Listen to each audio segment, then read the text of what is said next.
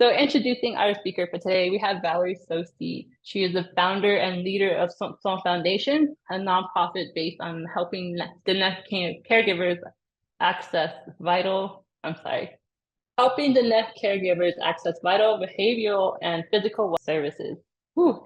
Valerie's journey into entrepreneurship began after years of working for the Navajo Nation, where she saw firsthand the challenges of navigating the bureaucracy of all things Native bureaucracy, right? One pivotal moment was when she developed a plan to spend over $100,000 on PPE ahead of the pandemic, only to have it blocked. So this experience inspired her to take a new path and to create meaningful change through her own nonprofit today. And today she'll be sharing her insights as both an entrepreneur and a small business leader. And then just to throw another thing in the hat there is that she's also a Change Labs alumni member of both our programs. So if you're ever interested in connecting with Change Labs, I'm sorry, with Valerie to talk about Change Labs and her experience with our programming. I'm not sure when she has time because she's a very, very busy woman, but Valerie is a lovely person to ask questions with, and she's very, very honest, and I'm very proud and happy to have her here. So Valerie, let me turn the time over to you, and thank you for being here. Thank you. I'm so excited. I really appreciate that. You've cut into some of my talk. I have some slides and I'll go ahead and show some in a bit, but I really don't use slides very much at times.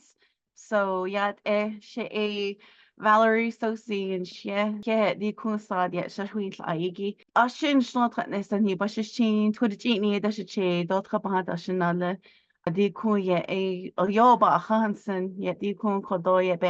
So good afternoon, friends, family, caregivers, fellow entrepreneurs and participants. It is an honor that I don't take lightly to be asked to be speaking with you today. And thank you so much for allowing me to share the space with you today. My name is Valerie Tsosie, as Raquel graciously introduced me. Thank you so much. I was like, wow, really? I am a member of the Navajo Nation tribe, and I'm the founder and president of the So Tsoh Foundation.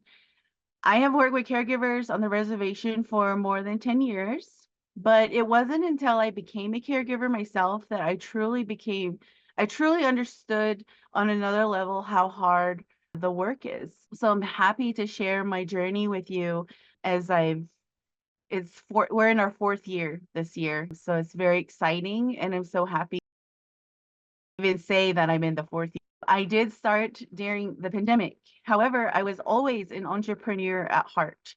So all of you are my people.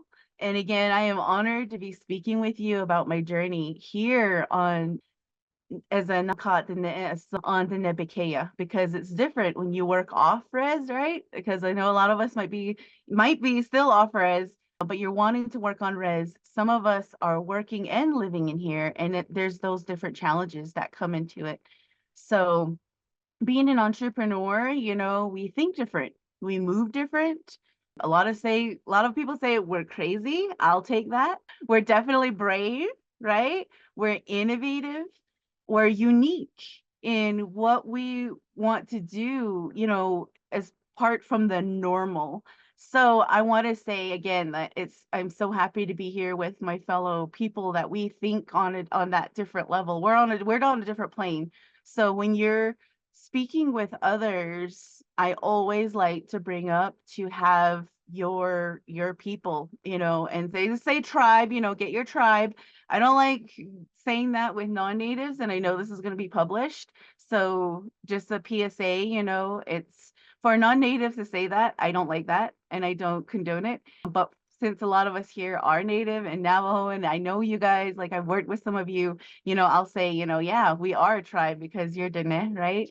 So in that though, is we also have that, again, commonality, and we know what the challenges are, a universal challenge, let alone like starting a business, right? We know the universal challenge. Now we know, like, again, the challenges that we face as far as bureaucracy, as Raquel has brought up, which is, so I was born and raised on Navajo, but I actually left the reservation when I was 18, and I didn't come back until around 10 years ago. So I never worked or lived on the reservation as an adult. And like figuring out what that was. So, as all of us are told, we go off, we get our education, we get experience, and then we come home, right? And then we bring that here. So I really followed that teaching that I was taught. So around 10 years ago, I came back and I started working for the tribe, and I hopped around to different programs and was learning about my people and what was going on. How can I help? What can I do? And what can I contribute back to my community? So my intention too was, when I came back, I wasn't going to leave again. That was never my intention. I wanted to live here. I wanted to work here. I wanted to make impact here. So, and that was again, the challenge of it. Like, what does that mean? Again, what does that mean? How does that look like? Especially coming from, again, bringing in the Western world into our world, right? I learned a lot, and I got my kick.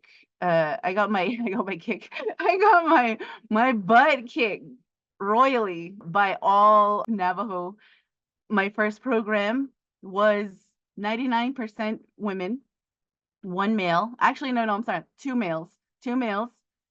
And all those aunties, those grandmas, sisters, those ladies put me into shape, and it was just like, whoa, just such a culture shock for myself. As I've said, I've never really worked or lived here, so it was very different to do that. And what was funny was, when I was off reservation, I worked with all different types of people, Asians, Jinnies, Bilaganas, everybody. It was such a cultural. So when I came back, I did feel like I was that chicken that got snuck back into the coop. If you guys know, all our farmers out there, you just don't throw that chicken into the coop because they'll get pecked and they'll kill them.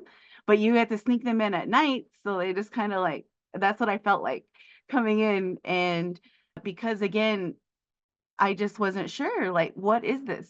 Where am I at? And who am I to fit into this space again? So again, I think in that space, don't feel that you're odd, because we're already odd in the way we think. As far as, like I said, as entrepreneurs, we're so different, we're innovative, and we just move differently. So in that, I found out all the bureaucracy and all the fun things that we know about the tribal living. And it was during the pandemic, I finally was pushed. I really say that I was pushed. As Raquel said, I did have over $100,000 project that I wanted to implement, that had everything. I did a lot of work for it, and I was denied. And it just broke my heart to all oblivion, to really push me again to something like this. And this is where I'll say that you'll definitely want to make sure that you're going into your passion. Know your why. So a lot of this was, I was an entrepreneur again at heart, at selling firework stuff and for 25 cents, when I was 6 years old, and then selling snow cones, right? Doing these little things when you're trying to go through. And it was that really, again, we have that in ourselves. But I wasn't, so what was my passion in that, right? Like, so was I having that passion to sell snow cones, which you could, if you really did. I don't know if you guys know of a story of a person that had caramel apples and like candy apples, and they made a multi-million-dollar business.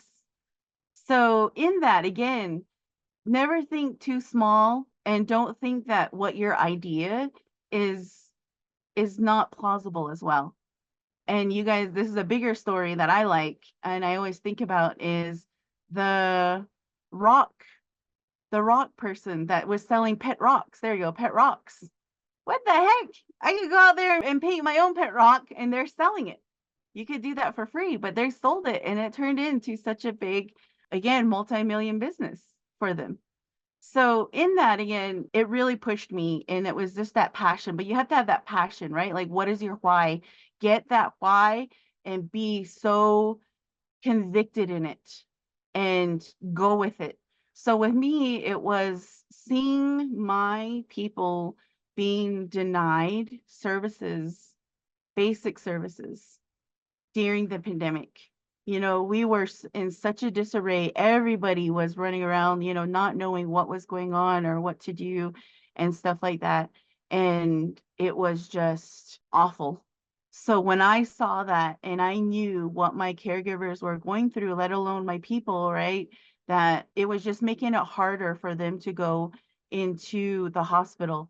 You know, cancer did not stop COVID. Alzheimer's, dementia, whatever they had to go into, like surgery for the hospital, it just made things a lot worse for those people that were in those spaces. So when I saw that, I made the decision to leave and say, like, you know what, I've been here long enough, I'm smart enough that I can do this. So the decision was, now, was I going to do an LLC and do like a for-profit business, or was I going to do a nonprofit business? So when I was deciding that, I was already in like a nonprofit capacity, so it was a little bit easier for me.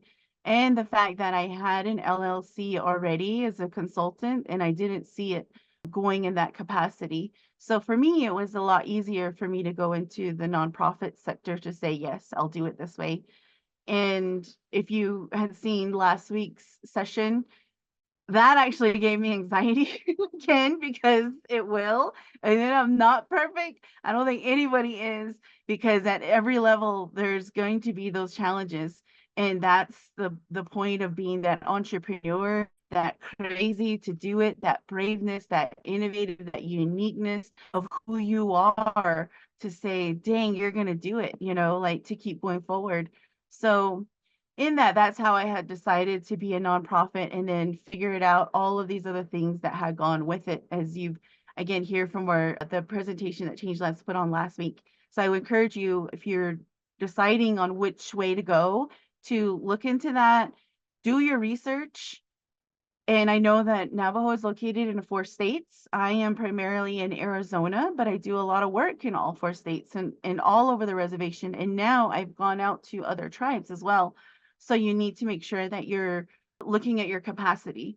And again, don't limit yourself. Dream big and look at that from that level. But again, too, it can overwhelm you, right? So again, step back as well. You can't have that hinder to move you forward. Well, you could, but then you're just going to be in a 9 to 5 or do normal stuff, right?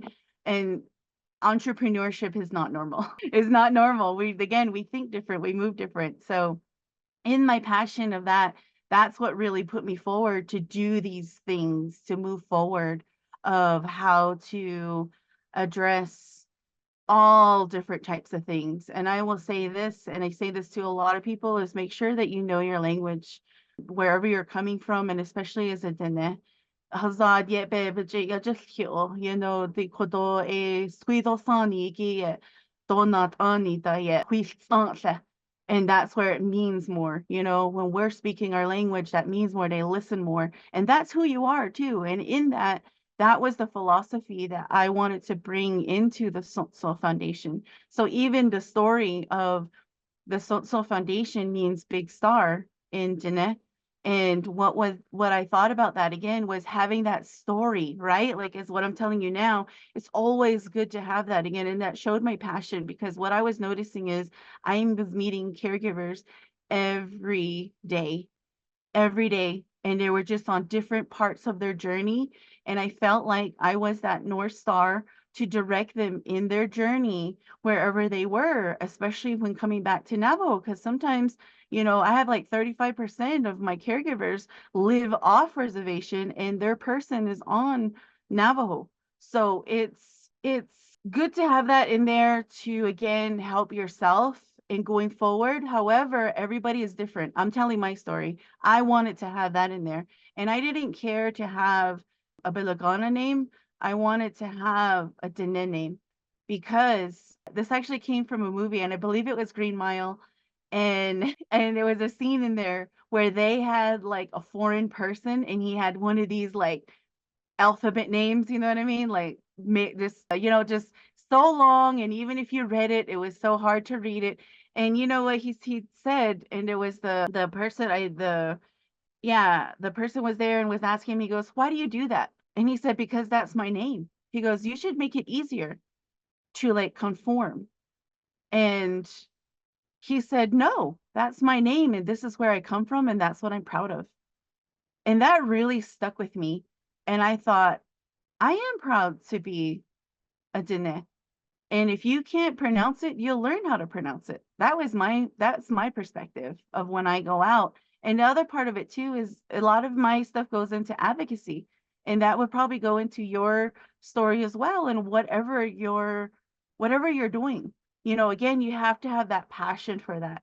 So on my end, a lot of times like the nenigi bahajo baigi. So I speak for a lot of our elders and our people that don't have the voice to go forward, especially when we're talking about healthcare, health equity, and resources on tribal ends. And that's again my passion in it. So in that, if somebody were to say something, I am not afraid to come up and have that. So again, having that passion in it, having that advocacy and what you want to do, your why, you have to have that to say. Because even for jewelry makers, I know there's a whole thing. I don't know if you guys even seen a prior presentation that they had about jewelry making and the passion that they had, and even in art, and how far that can go. It's so amazing. And that's the things that inspire me in this too, to be around my people and be with you today is, those type of things. It's so great. It's so awesome to see that fire just ignite. And so in that though, in my journey, it was very unique for sure. Again, we were in the middle of the pandemic. We had definitely more barriers. However, being a nonprofit and not a tribal entity, it felt like there was so much more leeway in a way to get these things out there. And we had a lot more, I guess, like the barriers getting off. But in that, as everybody, we're going into like getting out of the pandemic right now, everything changes and shifts, and that will be within your business as well. And that's what we're actually going through, because during the pandemic, it felt like it was a lot easier because people were telling us and saying, this is what we need. And it was so specific and the need was so prevalent. And it was like, great, we can get that done and get that out because of this. Now that caregiving is, or not caregiving, I'm sorry, the pandemic has slowed down and things are getting a little bit normal. Not many people are wearing their mask anymore. A lot of even the ARPA funds and programs are opening back up, all these different changes again, it shifts. And then we also have the shift and climate the the people, it's like, so right now I've been talking about this since I started, is that we need to be looking into health equity and health disparities, that we're going to be having an influx of the boomers coming in. It's going to be a large amount of older people that are going to need caregiving. Are we ready for that? Is the economy ready for that? The states federally, let alone the tribe. And our tribe again is very unique, and the fact that we cover 4 states. What is our capacity? Again, how do we handle COVID? Was that good or not? How are we going to handle this influx of older people? What is that going to do to the economy? What is that going to do to our cities, our towns, our hospitals, all of that, even our border towns? Would that get influx? And all of those things, they start to change. So we're looking into a lot of those things as well, of how we can again be innovative to go forward in hitting those challenges. So I would say in this too is, don't be a solo lobo, as much as we are all control freaks, right? Or wait, we're not control freaks. Yeah, we are. I know I am. And I still work on that. But my thing is, this is why Change Labs, like coming here, talking with y'all and meeting others, especially when I was in the incubator program, meeting fellow major passionate high, I mean, oh my gosh, the people I've met in the incubator, and just and we're all at broad ranges. Some were just beginning, some were intermediate, and definitely I saw some experts. That was so amazing to be a part of them, that however they overcome certain how'd you say, like they certain, again, boundaries and barriers that we go over, and how do we go over that again, like again in our unique perspective. And again, it seems like it's so easy when you have the outside, because I hear that a lot. Well, I was a part of it. Like this is one of the biggest things that still hasn't really been addressed is we have all this technology and we even have websites. And when you go to that website on tribes, let alone Navajo, the numbers are disconnected. They don't work. Or maybe they not maybe even not have a number or something, but something is just it just doesn't work. This place, they might have an address or a physical address, may or may not. But a lot of times is they've moved maybe a couple of times since then. They may have a name, that person might have left already. And that is so frustrating when you're trying to find again these resources. So in that's where it was just bringing in again bringing that community aspect of us working together with these other places and just knowing that climate, because we know that, right? Sometimes with the tribe, you might be talking with somebody one day and you're doing really good on getting something, and then they might have left. They might have an emergency. They might have changed programs. And then now you're starting that cycle all over again. So that's where, again, that resilience comes in for yourself to want to do that and your passion into hitting those adversities. Oh gosh, I feel like both sides are the thing. If you're going to do like an LLC or again a for-profit or a nonprofit, just those unique boundaries that you have to go through. And just remembering that the balance again in your work life, because sometimes and you can do that for so long, but be aware of that as well. And that's where when you bring in other people and you build this community with your fellow entrepreneurs and others, and especially like Change Labs has been awesome to connect folks and have these workshops, because it can get unhealthy sometimes. You can say, I always hear people say like, oh, my back hurts, but I have to do this, whatever it is. I have to do this, but then you physically, your body might be breaking down, especially like people with beadwork. We're all using our eyes. If you're looking at the computer too much, if you're even with your hands, if you're writing even, you'll have all these different things, but you have that passion in it. Be careful though, in that's where that balance comes in to take care of yourself.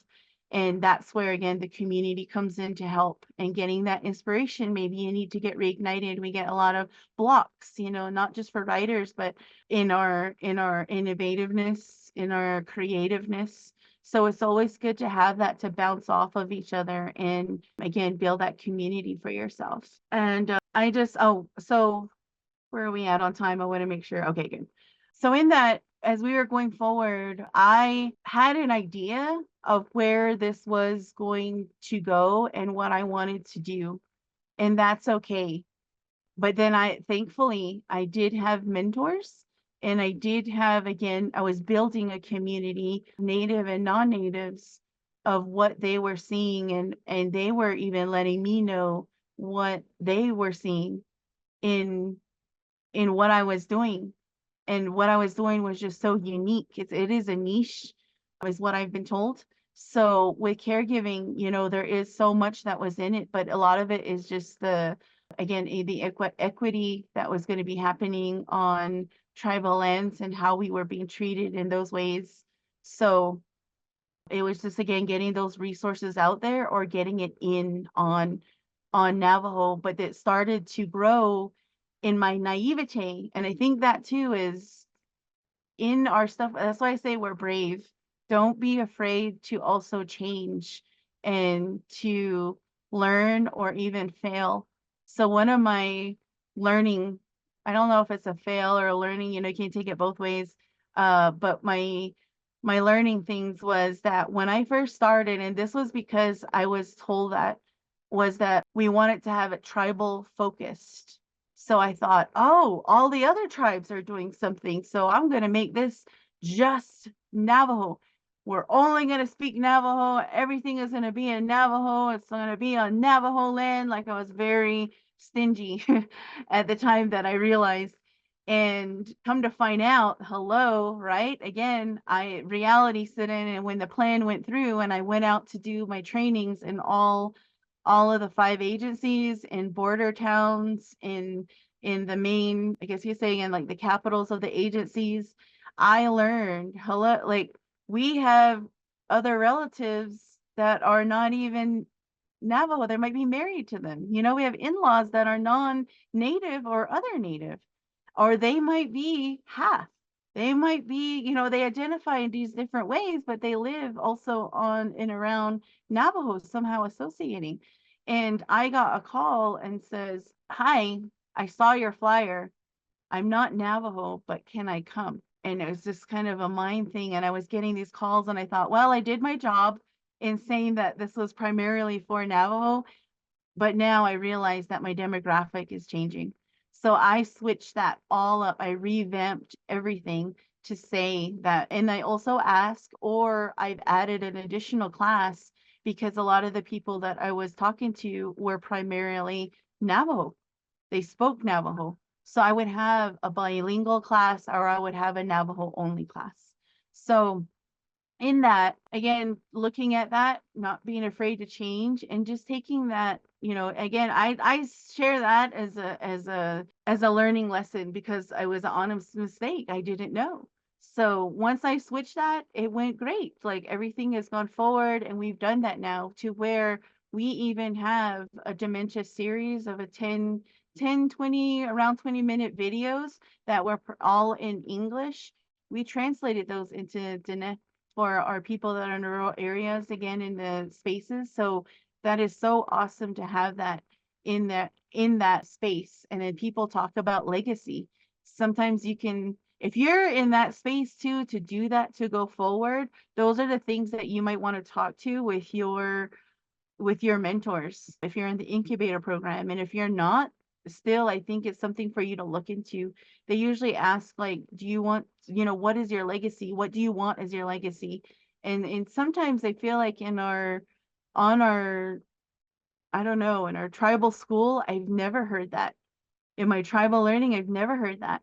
In school, I had in higher education, you know, when I was getting in college, I would hear that type of thinking. But sometimes those can conflict, right? And I don't think that conflict, because we have that legacy within ourselves. Even the word is caregiving.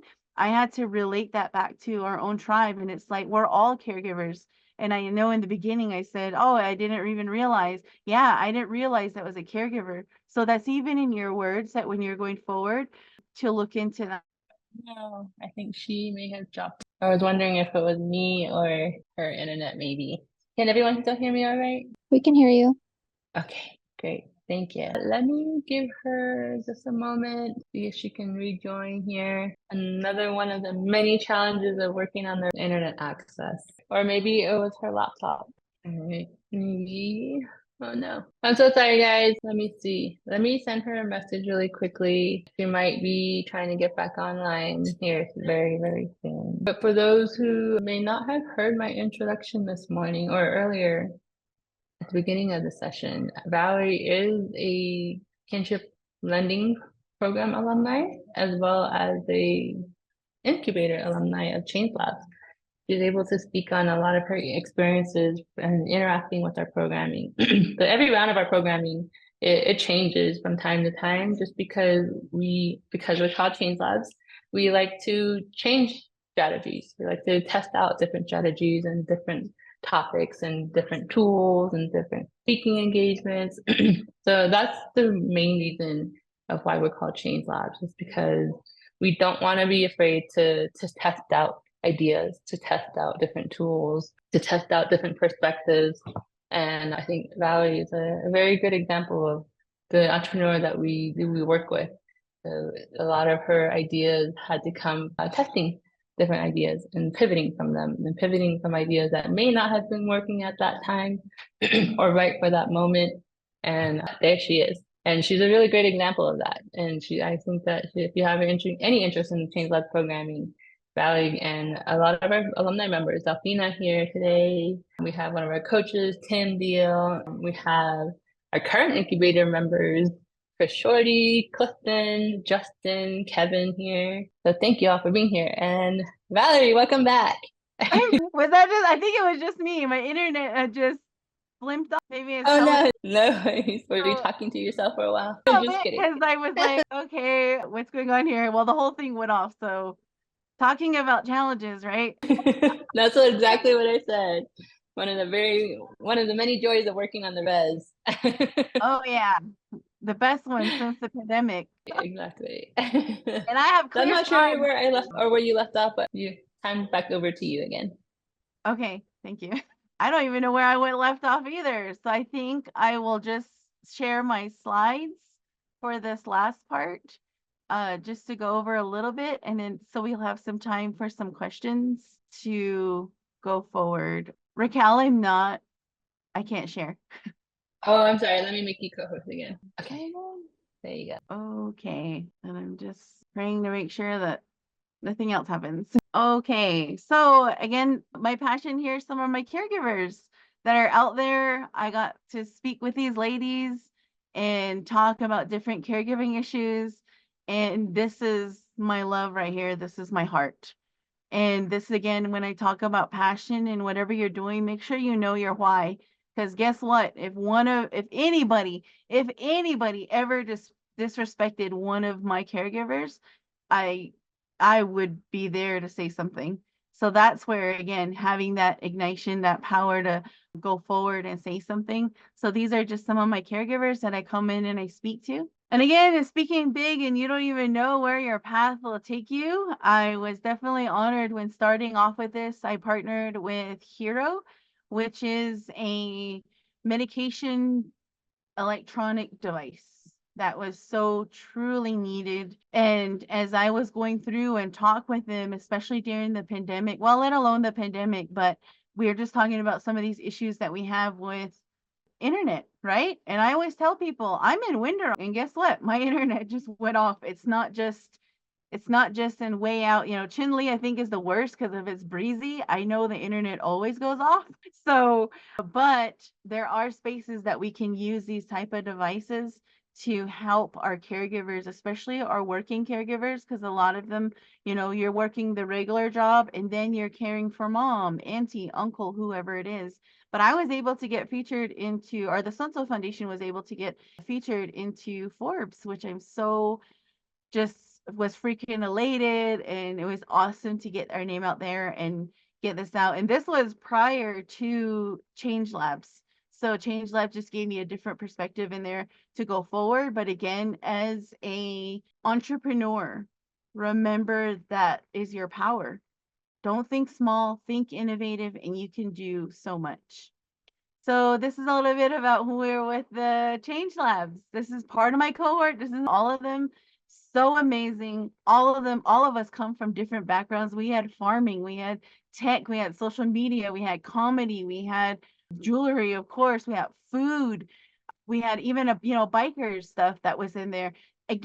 So diverse. However, we had that commonality of us coming together in that uniqueness of, again, of being brave, being innovative, wanting to do something different, and having that passion for our people as social entrepreneurs, because all of us were not really in the business of just making money. We wanted to make sure that we were serving our, again, our community, our environment.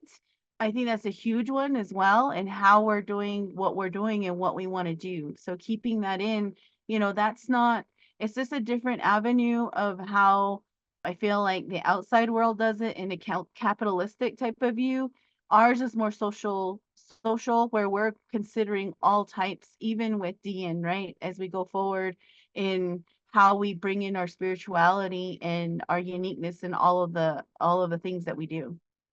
Here. I really love this again. And this is where I never thought that I would have gone because honestly, I hate politics. As we know, Tribe is very political, and that was one of the reasons why.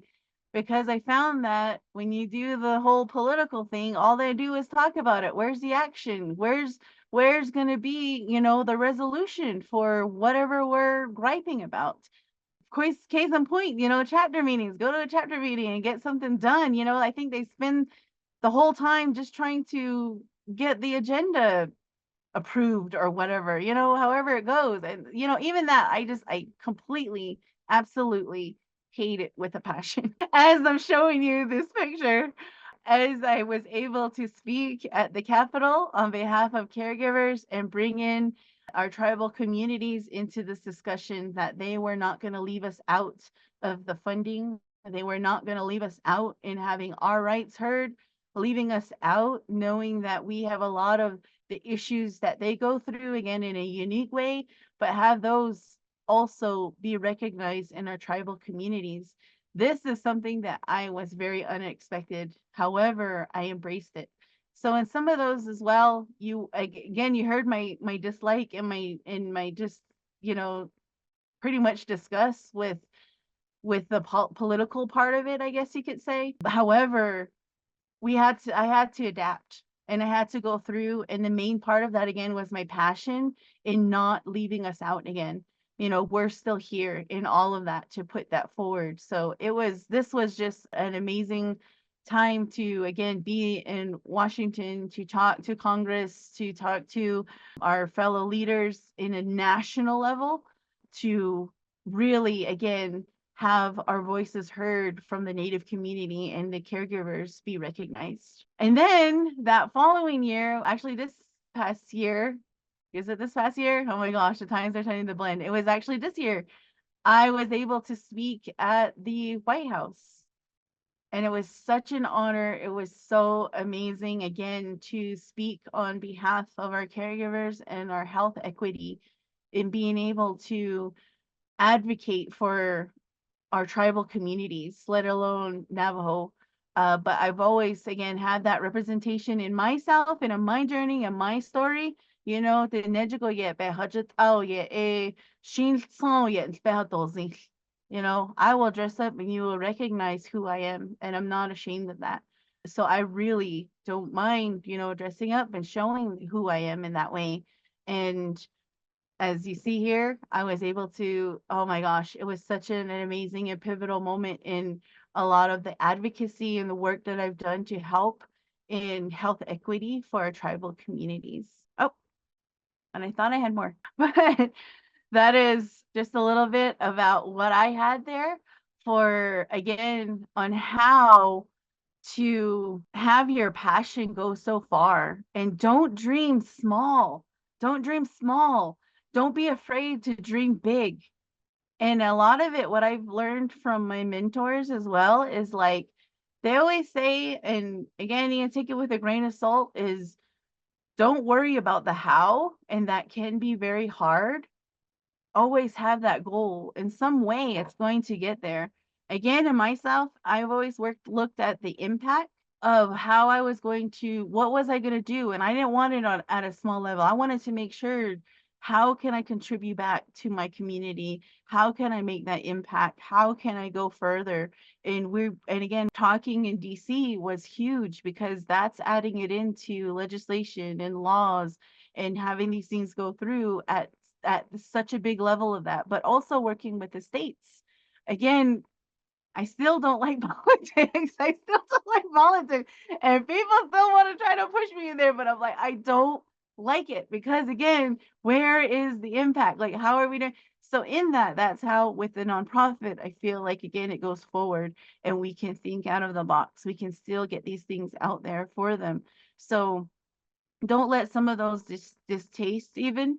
I would always just, again, try it. If you're not that type of person, don't be afraid. You're already not afraid. Like I've said, we're, as entrepreneurs, that's already in you. We're just different. And just know that we have I love with Change Labs that had come here. So going back a little bit of how I started, I was always an entrepreneur, but I didn't know what I was going to do.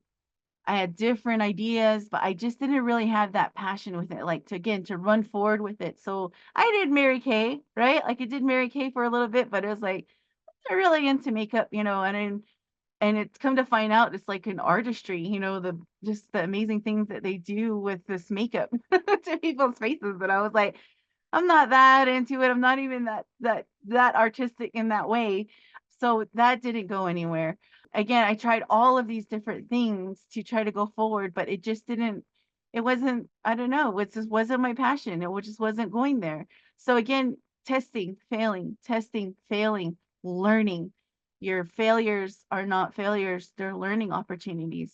So when you do that, you're going to find your space. And it took me all those years from when I was 6 years old selling my first fireworks show for 25 cents to 10 years ago to find that niche, to find my passion, to actually take the leap in me going forward. And then now, going forward, I've done an annual conference.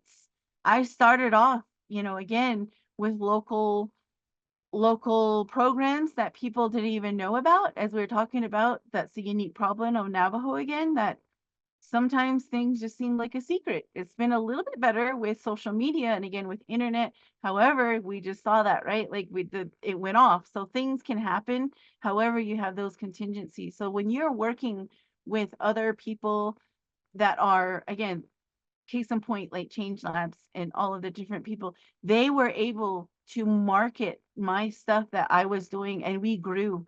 So from my little tiny health fair that I started 4 years ago, we were able to get in this. I was able to get the state in. I was able to get the universities in, and I was able to get Dr. Boss, Pauline Boss, which is freaking amazing. She's an emeritus professor, and she's written a book. She has so many accolades. She's coined the term ambiguity and ambiguous loss for dementia care. And we were able to work with her in a program, again, to have these videos that were all in English translated into Navajo for us to distribute into our into our community. So again, those type of things you can go through and have so much, I don't know, like opportunity. That's my thing is, if you're not happy with it, if you're not excited about it, I don't know why you're not doing it. I don't know why you're doing it. Because life, part of it is life is to be enjoyed.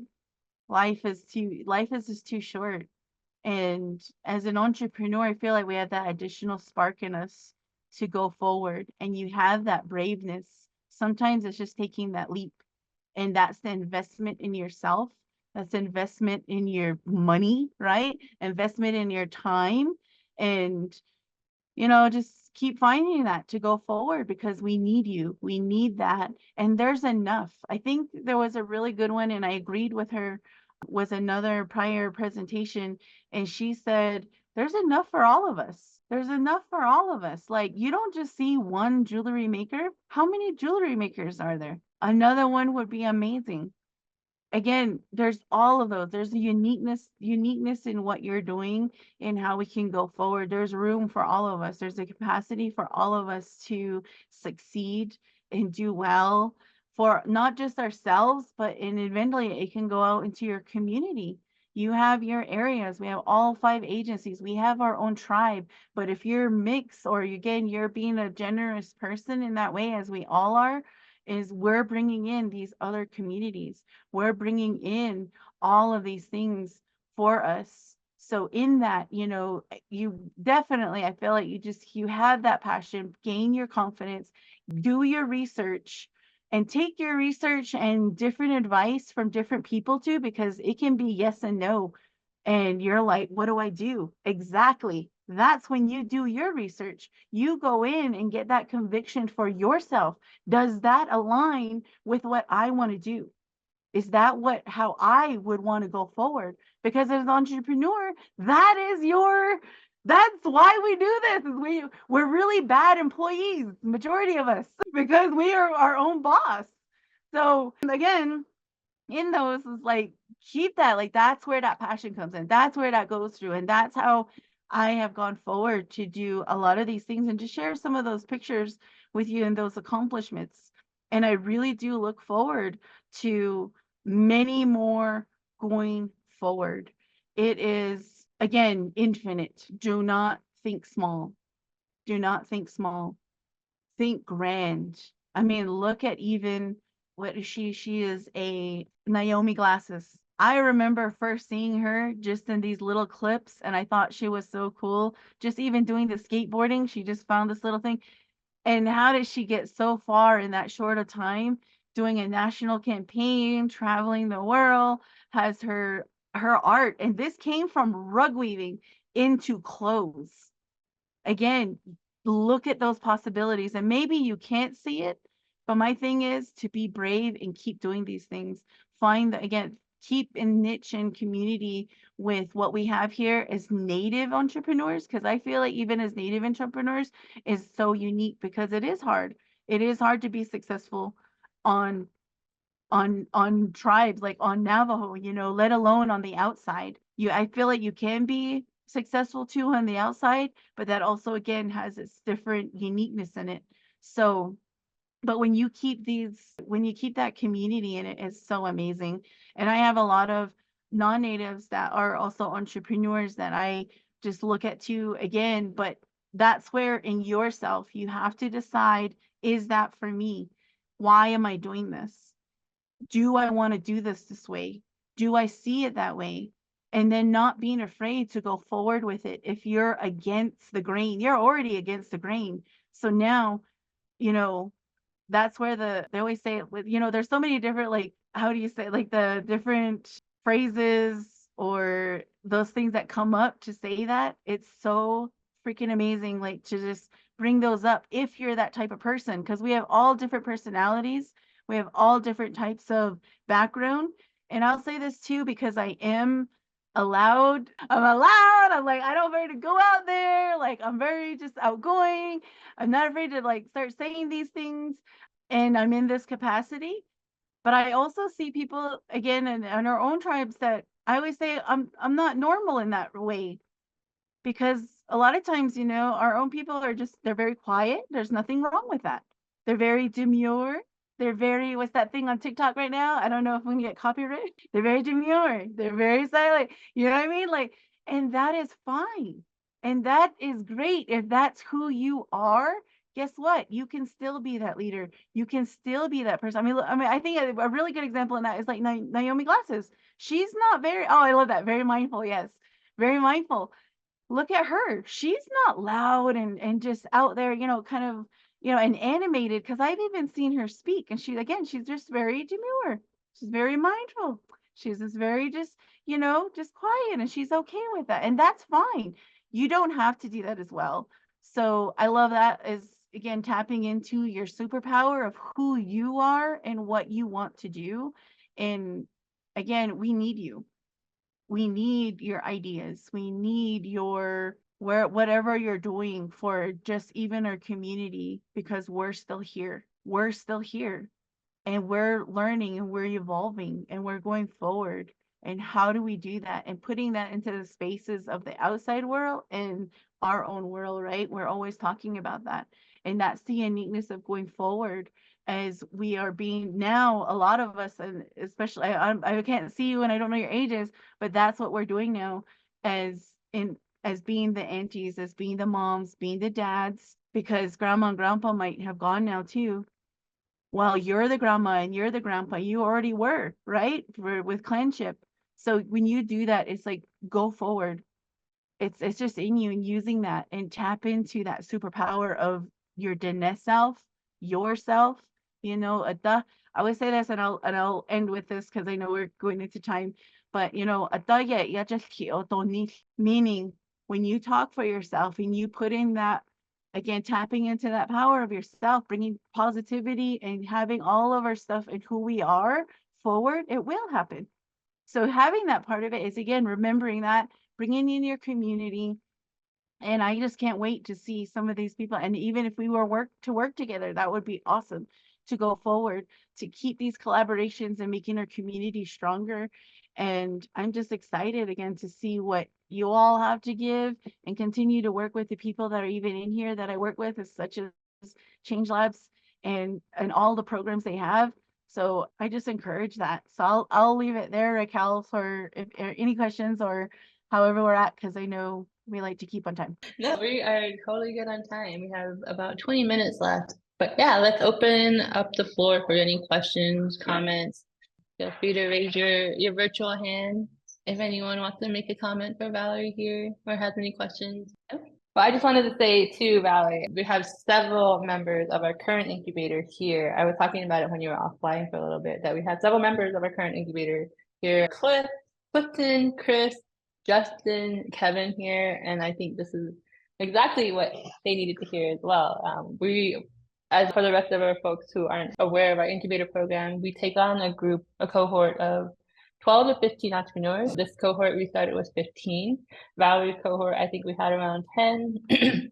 And we work with them through their business idea or their current business or their informal business to help them and support them with getting launched, with growing in different areas of where they need their business growth, and then identifying goals of where they want to see themselves going, where they want to see their business going, where they want to see their impact of their business. And this is exactly what Valerie touched on today. So I really appreciate it because I know that this is exactly what some entrepreneurs need to hear. And it's coming from a fellow, a colleague, what's the word? I just had the word in my mouth and I lost it, but she understands the what you're going through as entrepreneurs, and I think it's very, very valuable to understand also that, and then be aware that you're not alone, and there are folks that are willing to impart knowledge, that are willing to let you know without the frills of all the pretty words that yes, entrepreneurship is hard. It's very, very hard. Being a small business owner is hard and difficult, but it's our passion and it's our care and our love for our communities, like Valerie here. Like I was very touched by our conversation when we were preparing for this workshop, of her talking about the balancing her traditional beliefs and then philosophies with what caregiving all entails, especially in navigating through all the bureaucracies and the challenges of operating on reservation land and working with Native community members and our own family members, even too, can be really, really challenging. But that love and that passion that you have for the impact that you're going to drive with your business is very, very much needed. We need that diversity in our economies, and that's what Change Labs is trying to foster here as well. And we want to support entrepreneurs like Valerie here with that passion, with that fire, and the diligence to get work done. But I see a comment in here in the chat box by Delphine. It says, having a nonprofit and learning about fiscal sponsor recently, how much obstacles is having to find a fiscal sponsor for your projects? Good question. I learned about fiscal sponsorship too, or fiscal sponsor at the beginning. It does take time. And again, I did this during the pandemic. So it took way longer for the process to go through. And I didn't do anything in my capacity as far as the So Tsoh Foundation to say like taking a priority responsibility of any projects that we were doing. I actually went with other nonprofits and they were a fiscal sponsor. So even learning about that, making sure that they were the right fit, we were the right fit, in my respect, is that I was very fortunate because I do hear horror stories and I still hear horror stories. So this is again where you do your research. This is where you're being mindful. You know, you got to be in there and do that work for yourself of like, is this good for me? So I went out to several different other nonprofits and programs and was talking with them and learning about them and what they were doing. So thankfully at that point, that's why I say networking is so important. Don't be a solo lobo. Get out of that comfort zone if you're not that type of person, but get to know that community so that they can help you. So I was very fortunate, and I had non-tribal and tribal nonprofits that I spoke to about this to see how I was going to go about it. So for me, it was not that bad. And I actually didn't use a lot of that, honestly. When you're in a nonprofit sector, again, there's different levels that you go for. I'm going for the multi-million-dollar grants at this point. And you have to build to those as well. When you start, you know, there might be 1,000 to 5,000 to 10,000, then you get to 25, then you get to 50,000, and then you get to 100,000, then you get to $500,000, and then you get to the mill, and then you go to multi-mill, and then let's get the bills, right? Let's get the billions. What's after that? Trillions. Oh no, did I turn into Trump? Ew. You gotta get into billions and trillions and millions, you know. So in that, you know, again, think big in that capacity, and it is overwhelming, but you can do it. We're just built that way. So for me, it wasn't it wasn't that bad. Awesome, thank you. All right, and then we have a comment by Tim. It was amazing to work with you, Valerie, during your Change Lab incubator days. I appreciate your hard work and your readiness to try different approaches and new ideas. And then Akimi had to drop off. She said, this has been wonderful. Thank you so much, but I have to log off and we'll rewatch the ending. Yeah. So are there any other questions or comments? Or Valerie, do you have any other final remarks? Just wanted to say thank you for your sharing your story. I especially like your statement about thinking outside the box and don't not limiting yourself. Whether we realize it or not, Native country is a small country, small. Different tribes. We interact with each other daily on the daily, and like I said, a lot of them are inter tribal marriages that have been going on for decades. So a lot of our tribal members are half or quarter and part different tribes, and to be able to think on the big picture that Indian country in general is small yet for us in general in our travels. We meet a lot of the same people. We interact at the same functions. Subcultures are almost identical depending on regions. So especially like the part where you included to say think big. Don't limit yourself just to the reservation here, the one reservation, but go ahead and reach out and interact with other tribes and the outside world as well. So that much I enjoyed that part out of that. And then I wish you the best in your future endeavors and what you're going to do with your foundation. We desperately need it, like you said, right now with the what do they call them? The baby boomer generation now. They're in their elder years now. And I dealt with that when I was a recruiter for our Pikeville Union. I'm a local member of the 598 Pipe Fitters Union, and I'm a Native American recruiter, and that was a tough job in itself. Trying to emphasize that a lot of our generation, elder generation, could be retiring, and they're going to be needing health care and stuff. And who's going to fill those shoes and those boots in the world? So thank you. I appreciate that much. I do hope to hear more stories in the future and wish you the best. Thank you, Chris. I appreciate that. Yes, I mean there's a lot of this, and we have so many issues that are on tribal land, let alone Navajo, right? It's pick one. That's what I had to say to myself. Pick one, because you want to do all of the stuff and there's it feels like every day there's something, right? Like, and especially on big levels. I see Zenova. I'm glad that I can inspire you, and that's what it helps too. Find that inspiration, find people to talk with and get that power, like the fire back, that power ignited in you, tapping into yourself. Because if you again have that passion for animals, like, man, you can say all these things, but I feel like so many people have that. Even though we have like a running joke, like don't feed the strays, but whenever you have like people coming off res, they're either taking them, they're always putting it on social media. That has a niche in there, that has something in there. And that is a problem that we see on Navajo. So, and I'm pretty sure like other tribes, because again, that's like a running joke, right? So in that, like, when you find that there's this, find that whatever it is, and it doesn't have to be again like political or social or something like that. If it's something with jewelry, crafting, there's always room for all of that. And when you collaborate with each other, when you talk with each other, and having these spaces to do this and talk about these things, it's so important for everybody, because we don't want to alienate. And when you work with other tribes, so that's just happened to happen, and I embraced it.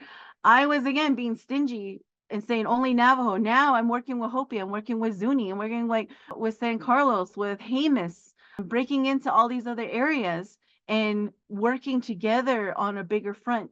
Again, going national, right? Not just saying this one tribe. What about all of us? There's over 500 tribes in the United States. Do we even have that equity? Again, to go forward, to have that in yourself, to go forward. So don't be afraid of that. Again, I feel like too, look into these bizarre things. You think your idea is not going to make money and it might be crazy or whatever. Did you buy a pet rock? Have you seen the pet rock? That is ridiculous. I would have never have ever thought you can go outside, I can get a rock and I can paint it, but your people are buying it. That is, come on, man. And somebody what was that crazy shark movie too? Sharknado. Somebody had this idea of Sharknado, and look at how it exploded and how much stuff they've come from that. So in those, that's part of my inspiration and finding and looking and getting inspired is like, I can't have a crazy idea enough. And if I do, it's only going to give me money. It's only going to give me more, because I think of those two right now of like, what the heck? Sharknado, really? And the people are doing Sharknado parties, like it's ridiculous. So it's like, wow. Again, in that, like, that's who you are as an entrepreneur. You're brave. My thing on here is do it. That's how you learn. That's where you're going through. Embrace that within yourself. And don't forget who you are as a person, but also as a dene, as wherever you're coming from. And if it's two sides, if it's dene and kisoni, then embrace those two, or whatever it is. Embrace that in yourself. Know yourself so that when you go forward, you have that again. And you're sharing that not just with your little community, but your community is going to grow. And we want to see that. We want to know that, because you're not the only one either. We have a lot of different diversity, even in our tribes. We have all the uniqueness in there. So I implore you, I encourage you, inle, and have that in yourself. I got a question, Raquel, for Yeah, go for it. Hey, Valerie, hi, good to see you again. And Tim Deal, Change Labs coach. I'm mainly doing kinship lending business coaching, but back a few years ago, I was working with Valerie as an incubator coach. And what would you say the biggest jump for you back then to where you are now in terms of mindset, mentality, as far as going from, I remember back then you were about 250, I'll take 300,000, as far as grants money's coming in, to where you are now with $1 million and even higher amounts. What was that jump for you mentally? How did that happen? Ooh, that's a really good question. This is why I'm saying that you have to. So you see how I am? I get all this right. I had the comfort of a real job. Oh, I shouldn't say that. That's a bad thing. Of a regular job, right? A 9 to 5, 8 to 5.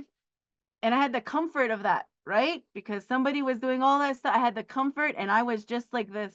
And when I took that leap, that dimmed down a bit because I wasn't as confident, because now I'm everything that was supporting me before. And that had to take a lot of work again, studying, learning, getting with people, being part of the incubator, knowing people like yourself, getting a mentor, and really talking about these things to say and get back to that. Because when I was in a regular job, I was managing multi-million grants. So I knew I could do it. So, but it was like, I think the biggest one we had was like 9 million. But now that I was on this other part of it, it was like, how do I get there? And that's the question. That's the question right there. How do I get there? What do I do? How do I get into the space again to say, be in that board meeting of multi-million conversations and say, we want to do a gala. Should we do 2 million in there? No, I think we can go for 5. You think we can do 5? Okay, we can get that. Somebody comes in and says, well, we've done that before, but we have 10. Can we make that 20? Can you be in those type of spaces? First, another part of it is, do you want to be in those spaces? I want to be in those spaces. I'm one of those people because I was in that space. So now I had to get back in that area, right? So in that too is this, you have to do that for yourself, where you want to be at, that confidence in it, building your team, not being afraid. This is where I say, don't be a solo lobo. I know we are all control freaks, but that's where it's like helpful to bring in that, to bring you forward, and always be a learner. And I know as entrepreneurs, you already are. So again, embrace that, keep that in, and don't be afraid to fail. Those are your learning things. Sometimes though, you'll get spanked real hard. You will. But that's where, again, you have to learn, and you're doing that investment in yourself. Where do you want to go? If you want to be in a multi-million-dollar room, there's no way that you're not getting spanked. Like, yeesh, you know what I mean? Like that's money right there of what you're going to have to deal with. But are you willing to go there? Whatever your idea is, whatever this thing is, if you want it, like I said, so when you keep that within yourself and you go forward and you talked about it, it will happen. Now, the how and why, that's You know, again, you can put that up to Universe, you can put that up to DN. I never thought that I would have been in Forbes. How it happened was crazy. I was doing this over here. Somebody found me. They connected me. We talked about it. We did the contract, and then I started doing the work. And then another person had heard something and said, "We have a spot for you in Forbes." Again, I wanted to have the impact, but that had that in there. So it would just really depend again where you're going to want to go, and you're going to have that is keeping that spotlight. How about that? Keeping that spotlight, because you won't know all of this on how to get there, because there is that one picture that has the beeline. We all know that doesn't happen. It's not a beeline. They always see the top of the iceberg. They never see that bottom part. And that's where the tears, the work, the blood, the sweat is all there. And then you get to see that accomplishment there. But there's all that work you have to do. And you have to have that, again, that fortitude in yourself to want to do that. The main thing is that's why I said your why is so important. Your passion is so important. Because if it's not that big, if it's not as big as that, I don't, you know what I mean? Like, you think it's going to be handed to you, that's the Navajo philosophy there. And that's what we talk about too, like you have to work in those spaces in there for that. Because if you want to be that confident to be in a $20 million room or a multi-million-dollar room, you're going to have that spotlight. Okay, what do I think? How can I go? What are the innovative ways? How do I get there in that point? So your spotlight, and then however that goes. That's why networking is so important, to go out there and just start to build those, because even when you're down, it's so nice that I can call Delphine, I can call Raquel, I can call Jessica, I can call Tim and be like, oh man, guess what happened? Or like, geez, I'm having a roadblock or whatever it is, and say, I just need a voice that can hear me out. Because if I talk to a regular person that is not I shouldn't say regular, I should say a non-entrepreneur. When I talk to a non-entrepreneur, they wouldn't understand. Like I said, because we're different. We're unique. We're demure. We're very mindful, right? Like, we're different in that space as entrepreneurs. So that part, it's just good to, again, keep these. And for all the people that are incubators, talk with each other, come together, coming to these events like this, learning. You got, I didn't know about this new court. I saw you guys' picture, but now that I know a little bit more about you, that's how you can come together too, and helping you in those spaces. This is where that work-life balance that I was talking about as well. You want to have that work-life balance of having non-entrepreneurs as friends or community, and you want to have entrepreneur friends though as well, because that's how you help each other. You get reignited, you get rejuvenated, you know what I mean? Like, from the different things that are going on, and you get to even throw off your ideas that are not crazy, right? Because for me, if you were to tell me that, I would, again, I'm the type of person, I'm like, yeah, you should, or how about this one, or what about this? And you know what I mean? But if you were to talk that to a non-entrepreneur, they'll probably say, you're crazy. That's too much. I can't do that. That sounds scary. That for them, that's for non-entrepreneurs. Entrepreneurs, like, that's why I said I'm so happy to be with my people, because we're in that space. Let's make a rock. Let's do a stick pet. Let's do a tree pet. Let's do a car pet. I don't know. Like, again, like, you know what I mean? We have those to go off of to help each other to be like, what, and be in that world of ours, to be forward. So again, embrace that. Don't be afraid of it. And I don't know, I just like, dang, I'm getting excited myself. I'm like, oh man, maybe I could do a stick pet, and you guys can buy it for $10. I'm gonna go go out to go down the ditch at grandma's house and collect some wood or something. I don't know.